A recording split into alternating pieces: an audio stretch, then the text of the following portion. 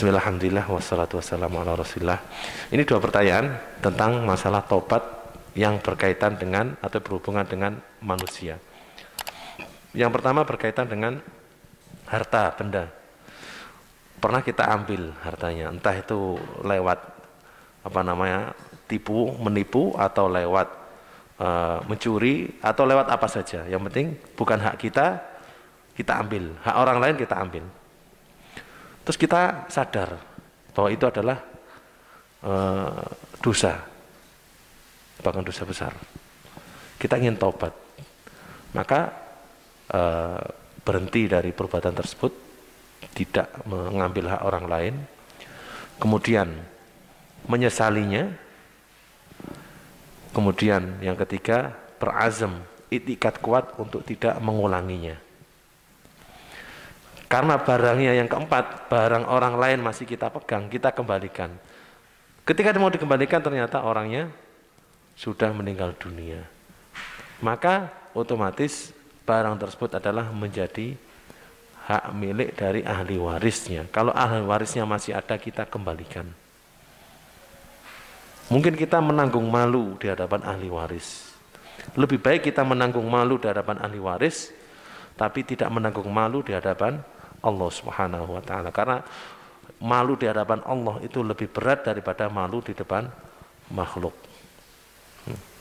Kita kembalikan, kita minta keikhlasannya dari ahli warisnya. Ya. Ini jika yang bersangkutan sudah meninggal dan masih ada ahli warisnya. Akan tapi kalau ahli warisnya nggak ada, orangnya nggak karuan, bagaimana ini? Ini mungkin terjadi. Ya. Dicari-cari sudah nggak ada, ahli warisnya juga nggak ada, sedangkan harta ini ingin tak kembalikan, bagaimana? Sebagian ulama menjelaskan bahwa harta tersebut diinfakkan atas nama orang yang pernah diambil haknya. Contohnya 1 juta. Pernah ngambil punya orang, ini nilainya 1 juta. Mau dikembalikan karena sudah merasa ini adalah kezaliman, bukan hak saya, harus saya kembalikan. Ketika dikembalikan, nggak karuan, nggak ketemu, dicari, nggak ada, ditelepon, nggak ada, sanak keluarganya, ahli warisnya juga nggak ada. Bagaimana? Uang ini 1 juta diinfakkan, dan infaknya adalah atas nama fulan, bukan atas nama dia. Ini adalah cara untuk mengembalikan jika memang tidak bisa ketemu dengan yang bersangkutan. Wallahu ta'ala a'lam. Ya, bisa. Kalau memang sudah berusaha dicari, ya, sudah dicari, nggak ketemu, ditelepon, ditanyakan kemana ini orangnya, nggak ketemu, ahli warisnya ada nggak ada, maka kita niatkan infak untuk dia, bukan untuk kita. Kita nggak akan dapat apa-apa dari harta tersebut. Mungkin kita akan dapat pahala karena telah mengembalikan hak orang lain. Ini jika berupa harta. Jika berupa ucapan, yang mana itu bukan harta, entah itu menyakiti hati orang atau ghibah, dan biasanya yang banyak ghibah. Ya. Sudah terlanjur banyak ghibahin dia, kemudian sadar ini adalah dosa besar, tobat, mau minta maaf, ternyata sudah meninggal dunia.